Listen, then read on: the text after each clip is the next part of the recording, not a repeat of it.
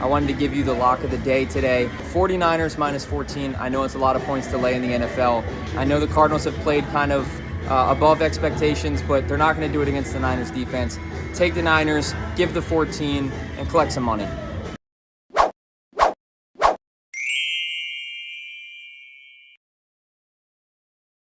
What's up, guys? It's the Odds Couple. I'm Taylor. I'm Sam. We're back with Week 5 of the NFL season. We're gonna touch on last week, Week 4. How'd we do?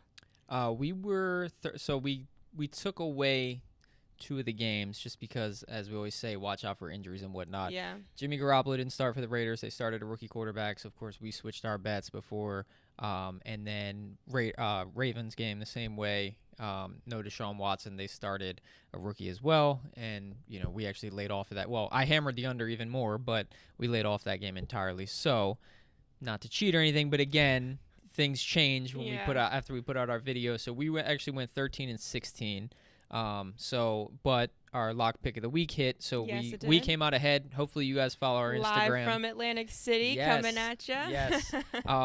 Yeah, hopefully you guys follow us over there, and we'll start making sure we do that more, go over the games that we really like, or we'll have our lock pick of the week every week. Maybe pick like a top 5. Yeah, because, we pick every single game, the total, and... Which is hard to do. Yeah, we pick the total and the side, but that doesn't mean we're betting on every single one. You hear us mention all the time, we're not rushing to the window on this one, so...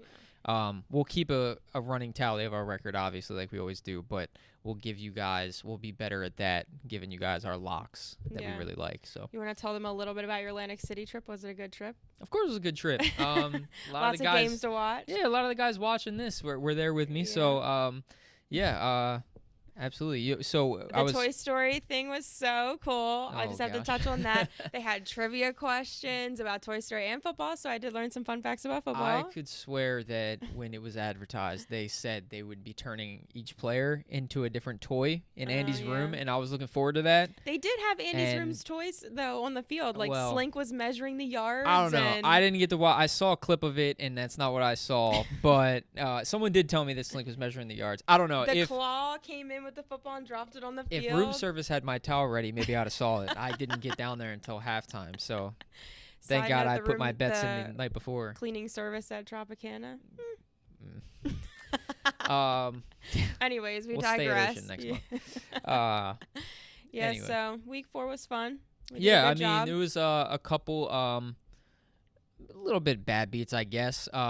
If you did stick with the Raiders, even though they switched quarterbacks, they still had a chance to cover, and Josh McDaniels, being the worst coach in the league, decided to throw it with his rookie quarterback in this first game. Threw a pick there. The Rams and Colts, that under would have hit if it wasn't for them letting the Colts back in and get pushed into overtime. So a couple crazy things as always every Sunday. But yeah, all in all, we came out ahead, but again, it's because we bet more on the ones that we really like. So the Lions game we made a lot on, Seahawks on Monday night, and then of course our lock, the Niners minus the 14. And then I just want to touch a little bit on how people doubted you on your pick for the Titans, and the Titans came through. So yes, Titans money line. Titans money line was good to us as well. But yeah, so we'll hopefully keep that lock pick going this week. Yeah. So we'll All see. right, well, let's jump into week 5. Let's do it. So, first game, Thursday night, Bears-Commanders, minus 5.5, total sitting at 44.5. Bears, they're just, even when, so it's interesting, Justin Fields led the league in passing this week. How insane is that? Wow. I could tell you it's not going to happen again.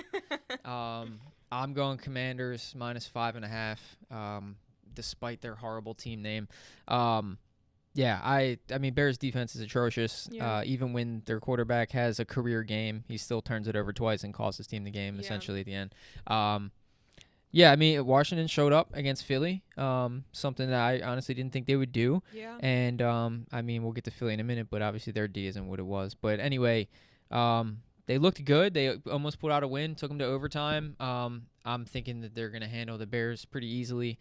They have a pretty good front seven that I think will stop that rushing attack, and they're not going to throw on Washington as easily as they did against the Broncos. But I think they'll do enough. Obviously Fields could have big plays and whatnot with his legs, and they're kind of kind of what they do. Like they'll break a big play, but they'll do something to ruin the game. Yeah. So basically what I'm saying is I like the over as well. Okay. But I like McLaurin to have a big game. I like really Brian Robinson to have a big game because I think they'll run all over the Bears.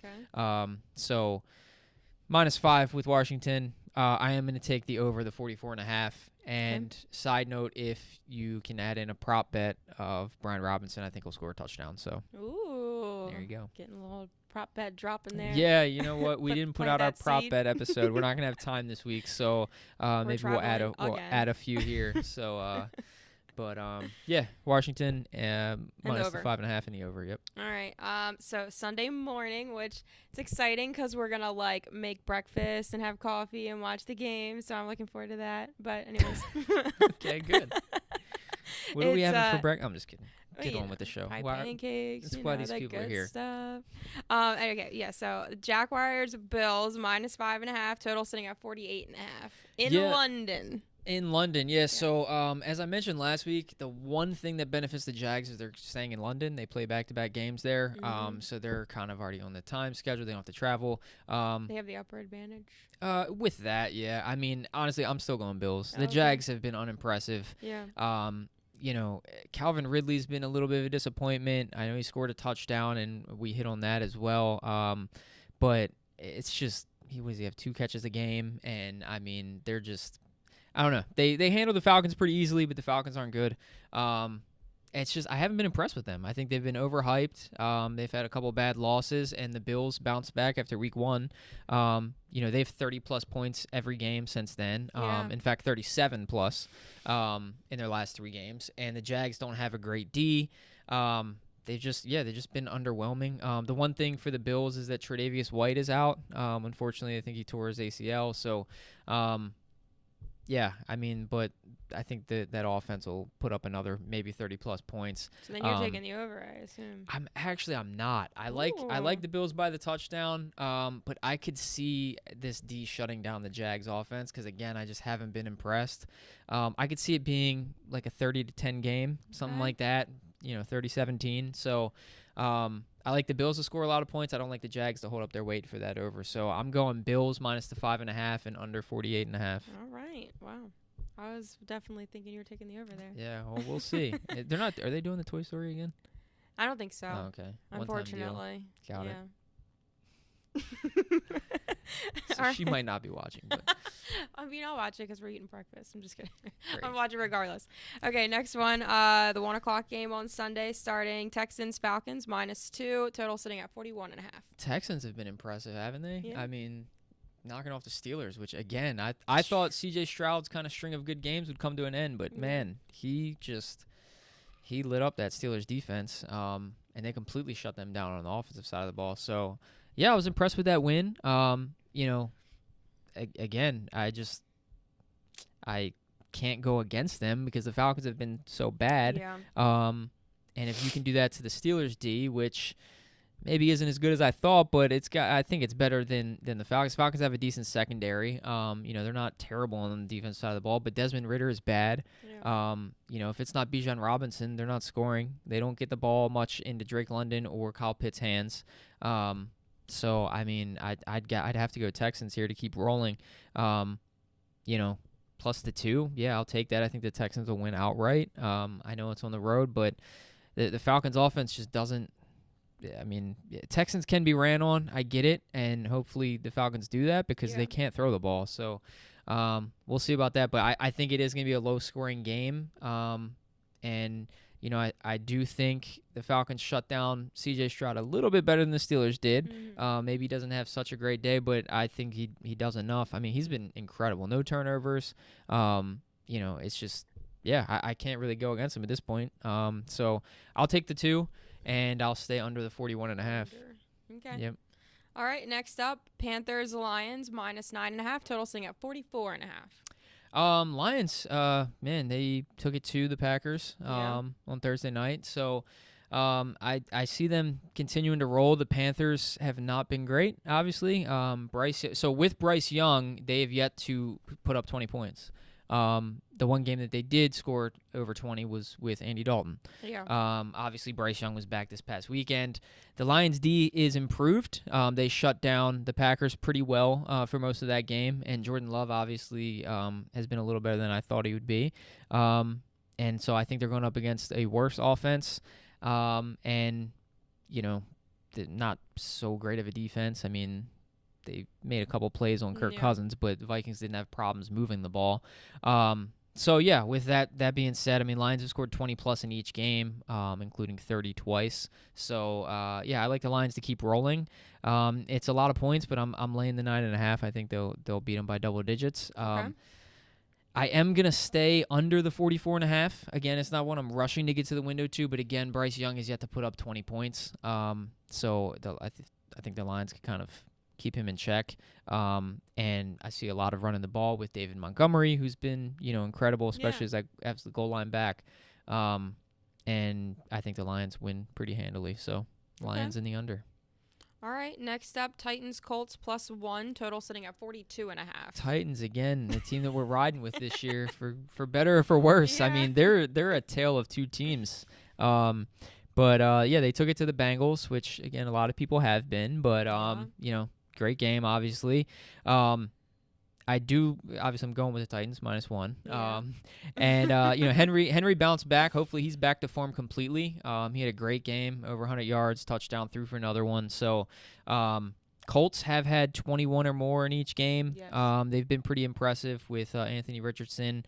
But I mean, the teams they've been doing it against, I think the Titans, have a little bit better of a D, at least a better defensive coach. They have a great run defense, so I think they'll stop the Colts rushing attack. Jonathan Taylor may be back. I mean, I don't know if he'll play or if he'll play much. So I gotta lean Titans -1. I think they'll win the game, obviously, and you're only giving the 1 point. They've been playing a lot of low-scoring games, so I am staying under the 42.5. Yeah. Again, I think it's a lot of running the ball on both sides. So, because obviously Titans' passing attack hasn't been impressive, and that's the way they're going to win games. Is going to be running with Derrick Henry, and playing good defense. So, if you're taking the Titans, you might as well take the under as well, in my opinion. So, Titans and under that 42.5. Okay. Up next, Giants, Dolphins -10.5. Total sitting at 48.5. I mean, can you bet the Giants at this point? Can you really bet the Giants? Like, I get it, they got to cover at some point, but gosh, they're just bad. Daniel Jones isn't good. They're struggling. Yeah, he's not very good, and honestly, it's not even all his fault because that line was atrocious. Yeah. What was he sacked 11 times? I mean, it's bad. Yeah. I mean, it looked like a nano glitch in Madden when he snapped the ball. The left tackle just 3 times. The left tackle didn't even move. He just ran right around. Daniel Jones just getting killed. So, I mean, he had a couple bad passes, don't get me wrong, that were picked off, and I get it. But, man, if I was standing back there and I felt like I was getting hit in 1 second every time, I probably would do the same. And, man, it just seems like Brian Daboll hates him. Yeah. It's insane. Read the emotions on the face Saquon Barkley might be back, but with that, their quarterback being bad, and that line being atrocious. And then obviously Dolphins coming off a bad loss, so perfect bounce back spot. Who better to face? Yeah. And their Giants D isn't good either. Their secondary is bad, so Dolphins could have a field day. I mean, this literally, they're not going to put up 70 points, but it looks setting up to be like a Broncos game. So I'm laying the 10.5. I'm going over the 48.5. Because the Dolphins will probably put up close to that themselves. I mean, they got to go for over 30, right? Yeah. I mean, the Giants aren't stopping the Dolphins' offense. I mean, Very the receivers, surprising. A-Chan looks great. Gosh, I just can't believe I've been pronouncing his name wrong I this time. know. Yeah, but no, he's been a touchdown machine since they started giving the ball. I think he just keeps getting it more and more. Yeah. So I think he has another good game. He's doing really well. Yeah, I don't see how they stop Tyreek or Waddle. So yeah, I mean it's got to be Dolphins or nothing. So Dolphins and the over. All right. Next up, the Ravens at the Steelers +4, total sitting at 38.5. The rivals. Yep. Formerly the best matchup in football. Yeah, I mean the best rivals in football. Yeah. Not so much anymore because the Steelers look awful. I feel like the last time the Ravens played the Steelers, it wasn't as much hype as I remember it being like before. It's not the Suggs versus Roethlisberger type days, true. but no, I mean these teams still play close all the time. The Steelers are coming off a very bad loss, obviously against the Texans. That offense is in shambles. The defense got carved up by C.J. Stroud. However, C.J. Stroud was throwing the ball a lot, and Lamar likely won't be. We'll see who can come back for the Ravens, if anybody. They still have a slew of injuries. Obviously, they beat the Browns with their backup rookie quarterback. So, take it with a grain of salt. The offense played better against Cleveland's D, for sure. A lot of that, again, Lamar running the ball and Andrews having a good game. So Steelers are at home, obviously, number one, and then 6 of the last 7 games, including 5, the last 5 straight, have gone under 40 points against, in this matchup against these two teams matching up. So, and then the last time the Ravens have won by 2 or more points was in 2019. So it's going to be a close game. It's going to be a low-scoring game. I'm taking the Steelers at home plus the 4. Yeah, I mean, again, the last 4 have been decided by 3 points or less. So if I'm taking whichever team's getting the points, honestly, in this matchup. Steelers at home getting the 4, and I'm staying under the 38.5. It's a low total, but these teams do it. Yeah, as I've said, so a whole bunch of points. Yeah, the Steelers have had Lamar's number for a while here, and I mean, I feel like anybody could have Kenny Pickett's number. So that offense just looks bad. All right. Up next, Saints Patriots +1, total sitting at 40 on the dot. 2 teams coming off of bad losses. Yep. I really shocked that the Saints couldn't even beat the Bucs. I mean, Derek Carr is terrible. Chris Olave had like 1 catch for 4 yards. It's like how? It's embarrassing. I'm out on Derek Carr for everything. I mean, I already was. I didn't care for him before, but man, at this point, I'd rather see Jameis Winston playing. So, Patriots, very similar. Mac Jones had a terrible game. They got killed by the Cowboys. But I'm kind of seeing this as a spot where Mac Jones, he's been getting shredded in the media, and them talking about Belichick is not that great of a coach, and Mac Jones needs to be replaced, and all this good stuff. I'm seeing a bounce-back spot, which, spoiler alert for later in the episode, I'm seing a bounce-back spot like Zach Wilson had when he got shredded in the media. Ooh. I can't believe I'm saying it, but stay tuned. Something I did, I did that. I can't speak. I did find something pop up the other day about him. Like, people, like, the thoughts are starting to turn. So. Oh, we'll get to him in a minute. Okay. They're not going to turn for a while. But anyway, I think Mac Jones bounces back. And he's not going to be slinging it all over the yard. But I think they beat the Saints. They have a good D. And, again, Derek Carr is not good. He couldn't put up points against the Bucs D, which isn't very great. Yeah. I mean, they're okay, but I think the Patriots bounce back here. So neither team has actually scored more than 20 points, if you can believe that. So that said, I'm definitely taking the under. And I'm taking the Patriots +1. Okay. At home here. So. Yeah. All right. So +1 under 40. +1 under 40, absolutely. All right. Up next, starting at the 4 o'clock games, we've got Bengals at the Cardinals, +3, total sitting at 44.5. Cardinals, they've been fighting. They scored a little more than I thought on the Niners. Niners still handled their business, but Josh Dobbs isn't as bad as you'd think. That said, their defense still isn't great. The Bengals have to bounce back sometime, you would think. I mean, Joe Burrow can't be this bad. Hopefully another week removed without aggravating that calf injury. So hyped up, and now it's just like they've been a wreck. I don't know if it's something they got to look at the offensive coordinator about, or if it's literally just Burrow hurting. I don't know. His yards per attempt is like I can't remember the exact stat, but it's some record low. So I don't know. They haven't been good, obviously. That said, perfect bounce back spot for them. They literally cannot afford to lose this week. It's a must win. They can't go to 1-4. They might be looking at, obviously it's early, but they might be looking at getting knocked out of the playoffs, a couple more losses here soon. Which is wild to say for him. Yeah, I mean they were a division favorite. Yeah. So and again, it's early. It's not that that's out of the question, but you lose to the Cardinals and start 1-4. and another Ravens win or something, you might be looking at no chance at this division here soon. Yeah. So again, must win. Only giving 3 to a Cardinals team that has played above what everyone thought. Mm-hmm. Don't get me wrong, and I know I keep picking against them. It worked last week finally. Yeah, I think the Bengals offense finally clicks, puts it together against a Cardinals D that still isn't great. Mm-hmm. And I'm staying under the 44.5. Again, the Cardinals have put up, some points, but I see it being like a 27-17, maybe 24-17 type game and staying just under that 44.5. So, again, I'm not rushing to get to the window 2 on the total, but I would lean under the 44.5. You got a lot of unders this week. Yeah, I mean, there's... Yeah. Hold on. There's some overs coming. All right.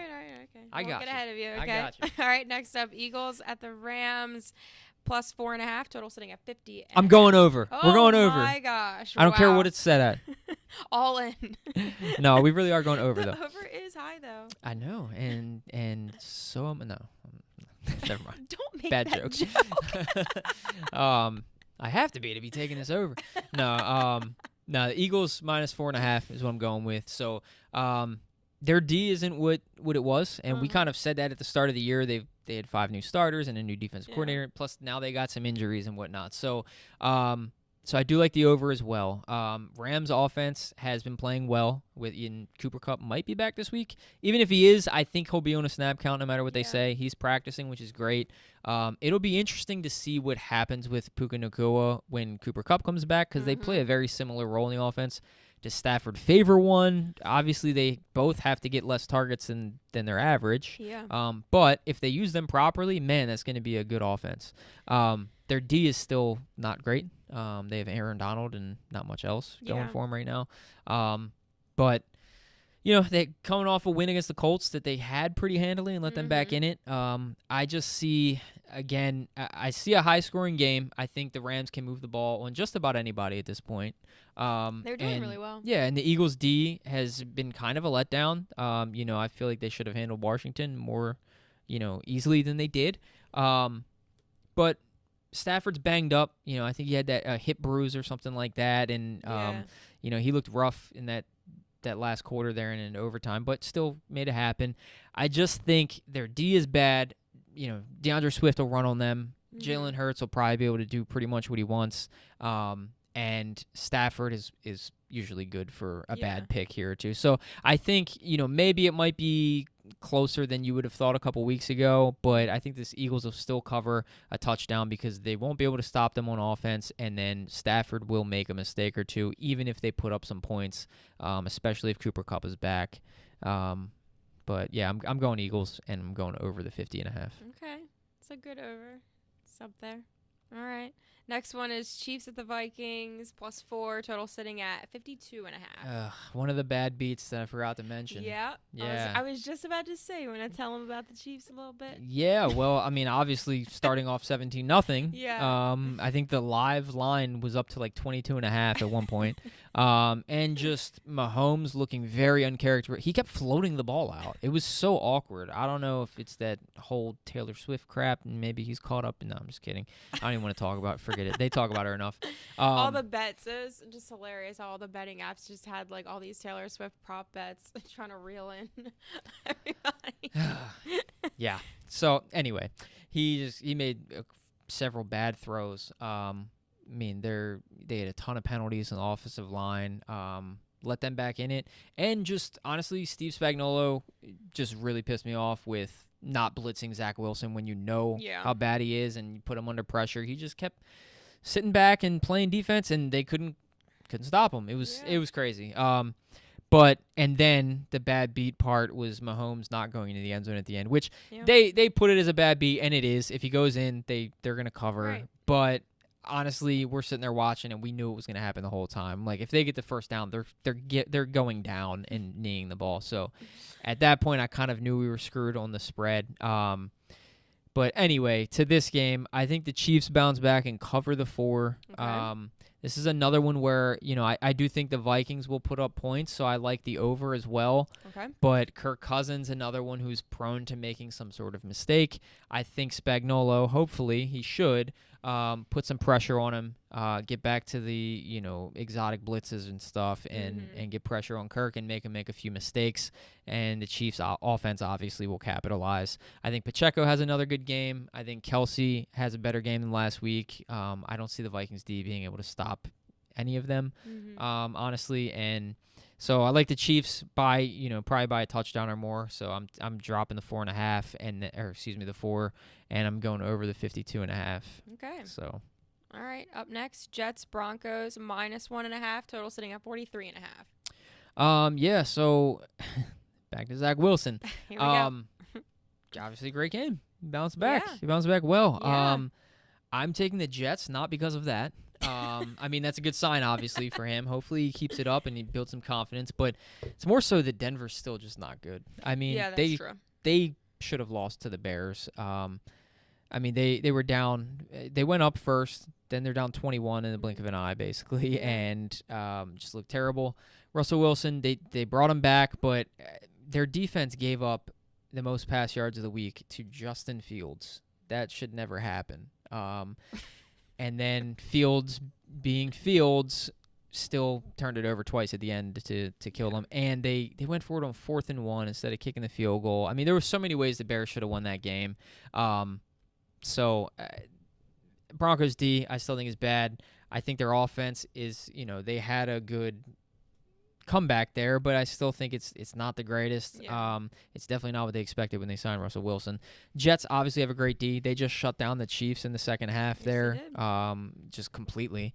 So I think they can shut down Russell Wilson, and I think the Jets offense will have enough to score points on the Broncos D, who's really struggling this year. Apparently, there is no more snap count for Breece Hall, which is great. Okay. That's what Robert Saleh said today or yesterday. So he's past that 4-game window where they were giving him a pitch count. Hopefully he gets a full workload, and Dalvin Cook is kind of an afterthought because Breece Hall is still an incredible talent. You saw him break off another huge run that could have went for a score against the Chiefs. Wow. So, yeah, I think he runs wild. Hopefully that rings true, that he's really not on a pitch count.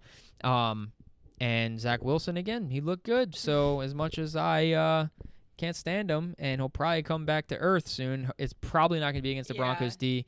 Garrett Wilson could shred the secondary if Zach Wilson can just get him the ball. So, yeah, I'm going Jets +1.5. I think they win the game outright. And I'm staying under the 43.5 because, again, the Jets D, I think, shuts them down. And, I'm not looking for Zach Wilson to put up 30 points. Just do enough. Don't make mistakes. Let Breece Hall keep running the ball. He's going to break one or two sooner or later. And, yeah, just keep the Broncos offense in check, which I think they can do. So Okay, +1.5, under 43.5. Yes, ma'am. Alrighty. Next up, Cowboys 49ers -3.5. Total sitting at 45. I'm going 49ers minus the 3.5. Yeah. Cowboys obviously coming off a great game, Yeah. and Niners obviously blew out the Cardinals, but I mean, I was gonna say, but they're the Cardinals. However, it's a Cardinals team that beat the Cowboys, yeah, it's true. so there you It's go. But yeah, it was last year that when they faced off, it was 19-12. Niners won. 5 field goals kicked in that game. Dak had 2 interceptions as well. So I just think Brock Purdy takes more care of the ball. It's obviously it's a battle of 2 good defenses. Not that they both don't have great offenses as well, but probably the 2 best defenses in the league. You saw Bland, who we kind of called out in the last video when he filled in for Diggs. He had a really great game. 2 picks and a touchdown. So yeah, I mean, credit to him. Hopefully he keeps it up because I do like the Cowboys for the year. And their defense in fantasy has been winning us weeks. Absolutely. They've been winning us a ton of weeks. But yeah, I just think in this game, it's going to be who makes the mistakes, and Dak is more prone than Brock Purdy. Purdy takes care of the ball, and he can sling it, honestly. They don't have to all the time because they have Christian McCaffrey. But he takes care of the ball.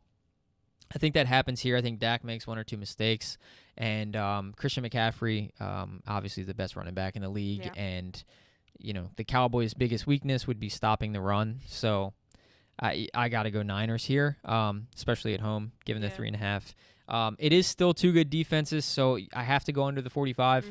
Obviously different personnel and whatnot, but they were it was 19-12 last year, low scoring game.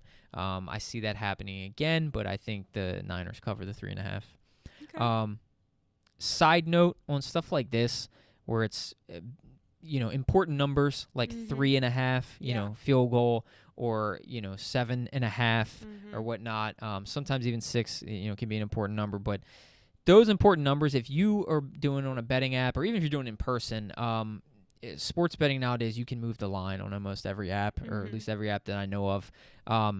It never hurts to tease it down just a point to get under that important number. So, like, this is a perfect example. The Niners, while I think they cover the 3.5, it's not going to cost you that much to buy the 1 point. Take it to 2.5, and then it covers you if they win by a field goal. Right. So if it is a close game and they kick a field goal at the end, you're covered and you don't lose by the hook. Yeah. So sucks. Just side note, it happens all the time. It's why they call it, getting hooked or whatever. Yeah. So, side note, don't be afraid to do that. You're still going to make money. It's not like you're 6-point teasing it and you're losing a ton of money or anything like that. I always say a win is a win. There you go. Absolutely is. All right. Last but not least, Monday night's game, Packers-Raiders, +1, total sitting at 44.5. Yep. Let me turn my page real quick here and give We're you my... We're actually short 2 games because we have 2 games on a bye week. Yeah, bye weeks are kicking in. Yeah, that was like weird when I was writing down the matchups. I was like, I'm short 2 games. What's going on? And then I realized that the bye weeks are starting. So that was interesting. Yep. Stay tuned for our fantasy episode to see who you should be starting and sitting with your... We're now... in the bye week phase. It's going to be every week. What was it when we were like picking fantasy? We realized one of our teams is like everyone's got a bye week at like the same time. Yeah, and we went with it because we had so many people that fell to us that shouldn't have. Yeah. So, before we knew it, we had 6 or 7 people with the same bye week. But I'm like, we got to take them. I mean, we'll stream, But I almost let out a cuss there. I had to hold myself. Let me just throw a big bleep in there. All right, so Packers-Raiders, +1, total 44.5. Yeah, I'm going with the Raiders. Hopefully, again, this is one keep an eye because they're talking about a quarterback controversy. Do they bring Garoppolo back if he does clear concussion protocol? I'd rather see Garoppolo there. It's not that the rookie had a bad game, but, there were times that he looked great and times that he held the ball too much. I mean, Khalil Mack had 6 sacks. Some of them are just from Aiden holding the ball. But anyway, I like the Raiders this week to win the game, so obviously I'm taking the +1. I do hope Garoppolo is back. Not that I'm in love with him, but veteran quarterback, I think he can... he gives them a better chance to win right now than the rookie does. So Packers coming off a pretty tough loss to the Lions. Jordan Love hasn't been terrible, especially, some of the plays where he uses his legs. And he can sling it. He can put up points, but I just see the Raiders being able to run the ball. I mean, David Montgomery went off against the Packers. Packers do not have a great run D this year. Bijan went for... 120 plus. David Montgomery went for 120 plus and those 3 touchdowns. And I just see, hopefully, Josh McDaniels. That's the only thing about betting with the Raiders. Josh McDaniels is so bad. Yeah. Hopefully, he runs the ball with Josh Jacobs, gives him a huge workload because I don't think the Packers can stop that. And then, of course, you have Devontae Adams against his former team. So hopefully, again, not that Aiden didn't get him the ball, but hopefully Garoppolo does play. And the Raiders haven't scored 20 points yet, ironically enough, but I think that changes this week, and I'm going over 44.5. Okay. Again, Jordan Love is good enough to put up points. They do have some talent on that side of the ball. So I do see over the 44.5, but I do like the Raiders to win. So obviously I'm taking the point. Alrighty. Well, that closes out all of our games for week 5. I feel like pick some episode. Predictions. Lock them in. Lock them in. So, with that said, the lock of the week, I'm going to be honest with you. I didn't even think about my favorite one this week. I feel like you figured it out while you were talking tonight because I feel like I heard you say it. You know what? I think I am locking in the Bills by a touchdown. That's what I thought. Yeah. I was like, when you were talking about the game, I was like, this is definitely his lock right now. Yeah. Because you were very confident in that. Yeah, so... There's a few that I do really like this week. Look at that, guys. I would honestly a lock pick live and in action. You know what? I'm giving you 2. I'm giving you 2. I'm gonna give you the lock parlay of the week. Oh my gosh, Lock parlay of the week. I don't like which parlays. is never a good idea. Do not parlay, even though I do it all the time. It's not the smart move. But I am giving you a lock parlay of Dolphins and Bills. Dolphins and Bills. They're both given decent amount of points, and we're locking it in. Okay. All right. We're gonna. I just can't believe you're parlaying that. I mean, I can believe that you're parlaying it, but you shouldn't tell them to do it. Tease the Dolphins under that 10.5. Take it at 9.5. It doesn't cost you much. Put it with the Bills. Make some money. Yes. Drop the mic. Well, yeah, that's pretty much everything that we have for this week. I do want to say that I'm very excited. We are going out of town tomorrow. We are going to see Jordan Davis, one of my second favorite country artists, I guess. I don't know. Luke Combs is like my favorite, so we already saw him this year. So now we're going to see Jordan Davis, and we'll see if he is at the same level as Luke Combs live. I don't know. All right. That was her 10 seconds of the video. So like, share, subscribe. Let us know in the comments, what is your lock pick of the week? Give me one. Yeah. Could be a total. Could be a side. Yes. Well, not anything. Yeah. Let's keep it football related. Oh, yeah, true. No, give us your guys' lock. Like, share, subscribe, all that good stuff. Follow us on Instagram. We'll drop something later in the week based on injuries or anything that changes. And we'll see you guys on the next one. All right. Bye, guys. See ya.